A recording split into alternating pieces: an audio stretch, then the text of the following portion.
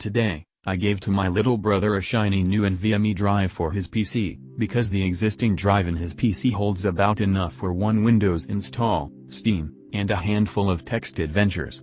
I handed him the NVMe drive and my stepdad, who is a pretty savvy computer user, happily accepts it and says he'll pop it in for him. Crucially, he seems a little confused about the form factor, but I assure him there should be a slot for it, and that it's an easy process. After all, he taught me things about computers when I was a kid, and my stepbrother's young, switched on and happening. This is in safe hands. About an hour later, I get the call I was dreading. He says it won't boot. Now, I'm somewhat skeptical about this, seeing as the BIOS wouldn't try to boot from an empty drive, but I don't have to ask, because he immediately clarifies with I put it in the cable and it's not working. Yes, folks. He put it in that cable. I immediately realized that he has, in fact, plugged the NVMe drive directly into a spare SATA power, and the boot failure was due to the power supply tripping. I then asked him to photograph the motherboard, so that I can identify the board and find where the M.2 slot should be. Sure enough, it's under the GPU, and after 15 minutes of surgery, he's got it back up and running. Except Windows doesn't recognize the drive. The BIOS doesn't recognize the drive. There is no drive to recognize. It's fried. Thankfully, it wasn't that expensive, so I can get a replacement fairly easily, but yikes. RIP NVMe drive, 2021 to 2022. Few years ago, I was cleaning out storage room looking for old electronics to donate. Out storage room which looks like smaller version of warehouse form Raiders of the Lost Ark. Digging through old electronics I found 21 inches CRT monitor. That thing is size of small refrigerator. I lifted it to my shoulder and started to carry it back to my IT office. The damn thing was really heavy. I am walking through narrow corridor to my office when one of my users literally blocks my passage, folds his arms and tell me hey, op, so I have this problem with my home computer. There is a pop-up with ads showing up once a while in the right bottom corner of my screen and I can't get rid of it. I am standing there in disbelief, looking like the Atlas holding the earth, thinking if chiropractor services are covered in my health plan. He continues, so what you think will cause this? I lifted the monitor, told him hold this and handed him the monitor. He startled grabbed the monitor, almost ready to collapse under its weight. I folded my arms and said okay. Let me think about this. Are you using Chrome? He handed monitor back to me, apologized and sheepishly left. I am hoping he got the point. Back around 10 years ago, I worked for a lovely managed hosting company in their backup department. One of the amenities you received when leasing a server from us was a complimentary backup service with a 14-day data retention. You were notified of this service and all the details surrounding it and a ticket which required a customer response in order to close. Obviously, these were generic backups, and the ticket informed you what data was covered, as well as the fact that you could change what data was being backed up, when it was backed up, and how long your data was retained. Retention time was the only real cost increase. RT, me. MCMI, minor customer with major idiocy. AM, account manager for MCMI. A bit of background. The customer has 4 servers with us. 3 are application servers with a massively and unnecessarily convoluted system resembling a Celtic knot. The 4th has a custom application that houses their critical database which is referenced by all 3 app servers, with backups done automatically and dumped to the D drive in a specific directory. Q account creation and database server being spun up. Auto-generated ticket detailing backups is sent to MCMI. MCMI responds to said ticket, reconfigure backup to backup only d:/db_backups. Repeat. Only d:/db_backups. Admin handling the request configures backups per customer request, updates ticket with the changes and closes it. Fast forward 6 years. Phone rings on a Friday afternoon. Middle of my work day as I work the mid-shift. RT, hello, thank you for calling company, this is Rax_Tempest, how may I help you today? MCMI, yes, I need some data restored to my DB server. RT, absolutely, just let me get you verified real quick. Verification process proceeds smoothly. Too smoothly. I should have known this was going to be a snafu. RT, alright, MCMI, apologies for that delay, let's get your issue resolved. I will be creating ticket hash blah for this request. Can you provide the path of the data you require and the date it was backed up? MCMI, yeah, I need my MS SQL backups from, date over 3 years ago. RT, checks device. RT, I'm sorry sir, but having checked the backup config on that device I'm showing that you only have a 14-day data retention. Furthermore, you don't have the MS SQL backup agent installed. We are only backing up your flat file dumps and d:/db_backups. I quickly pull the configs for all 4 servers on this account as I inform him of this, seeing 2 have no backups at all while the 3rd has only default backups. MCMI, you fucking what? This better be some stupid joke. Find my backups. I begin pulling ticket histories for the DB server as he continues to impugn my honor and competence. Easy enough because there are literally only 20 in the device history, all for low disk space except for the auto-generated tickets from server spin-up and one all services lost connection ticket 4 years ago. RT, sir, I have searched every ticket this device has ever generated, and there is only one that mentions backups in any way, and it's the one where you specifically tell us the only directory to be backed up. MS SQL is never even mentioned because this was a custom job. MCMI, yeah, but 4 years ago we remade our entire environment. I need the data or one of our clients will sue us, so get your ass in gear and find my backups. RT. Sir, did you inform anyone here at company of this? Like, say, your account manager? MCMI, of course I did, moron. This is on your crap service.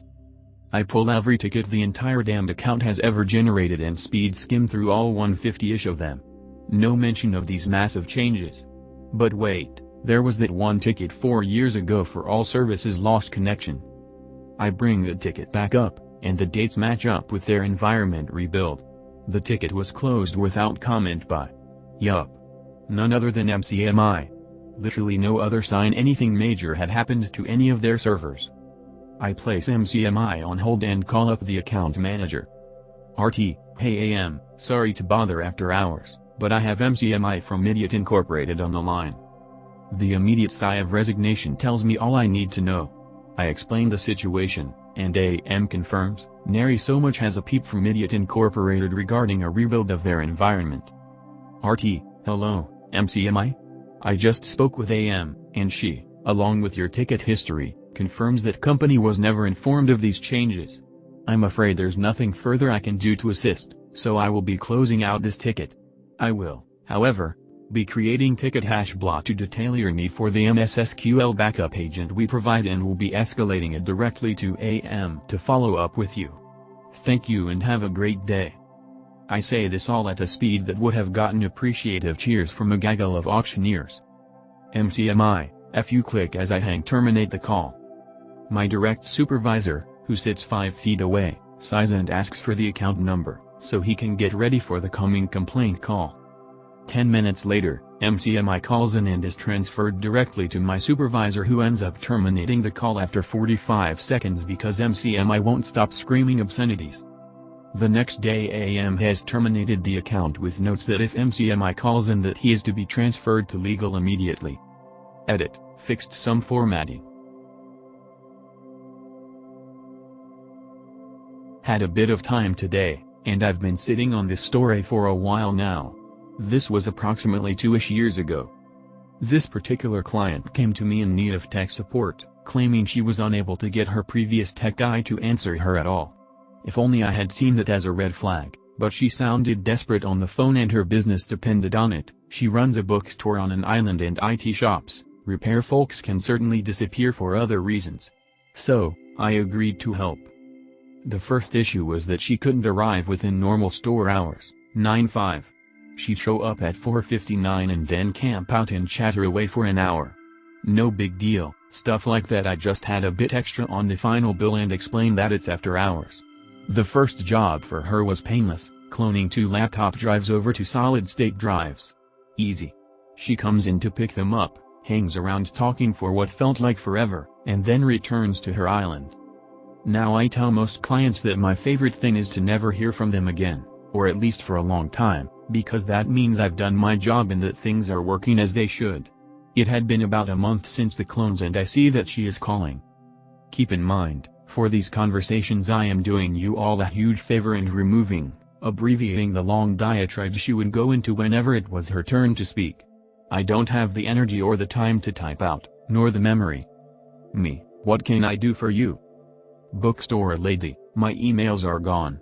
All my important emails are gone, my vendor lists, my order summaries, the important contacts I used to keep the bookstore running. Insert 10 more minutes of talking about the same thing. Me, okay. Bring the laptop by and we will have a look together. The cloning process would not have deleted any Bookstore lady, I know. They were there up until yesterday. Now it's all gone. I don't know what has happened. Me, head on over and we will take a look. She arrives, flustered, distraught, agitated. I open up Outlook and then hand over the laptop so I can see what her process is. Me, okay, so walk me through it, show me what is missing. Bookstore lady, yelling, my emails are what are missing. I need these Me, lower your voice. I'm not going to be yelled at when I'm trying to help you. Please just walk me through it and show me your process. She starts angry clicking through her emails while explaining her process of not saving contacts but rather just keeping their emails and searching for their names and continuously replying to old emails. I start to feel bad for the laptop with every angry click she makes, and then I remember the IT guy before me who ghosted this lady, and then the other people she mentioned, her website designer, ghosted her also. I start to think about changing my name, moving my business location disappearing. Bookstore lady, there. See. Nothing shows up. That's the name of one of my biggest vendors but there's no email. All of them are angry clicks gone. Me. Alright, was there a folder you created that you used to store these emails? Maybe a place you saved them or organized them?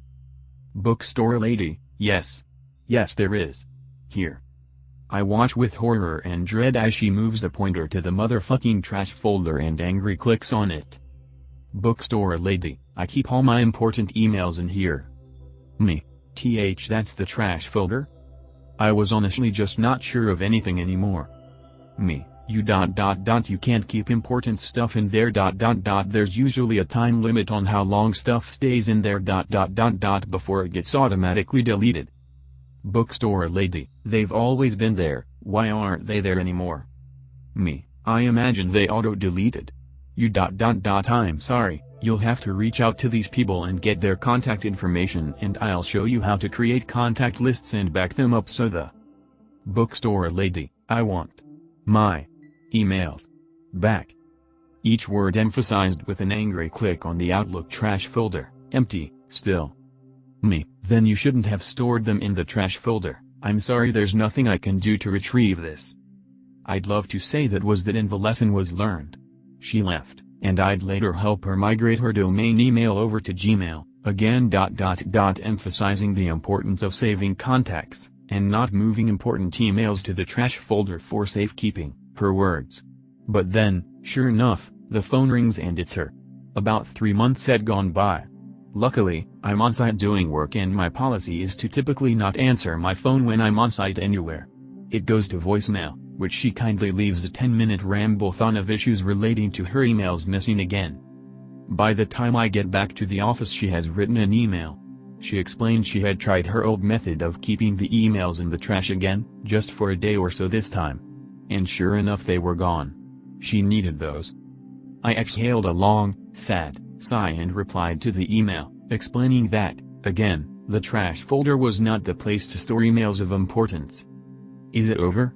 Not really.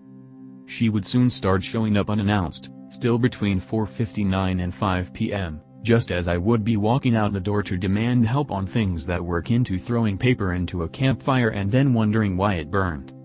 After the third after-hours surprise show up I made it clear I just couldn't help her anymore. My advice wasn't being heeded, and there's nothing more I could offer her. She'd still call every now and then and leave a long rambling voicemail. When I switched to a different company, I migrated my phone contacts as well, and sure enough, About 2 weeks after the move my work phone rings and I see the incoming call contact name, Insane Bookstore Lady. I declined the call,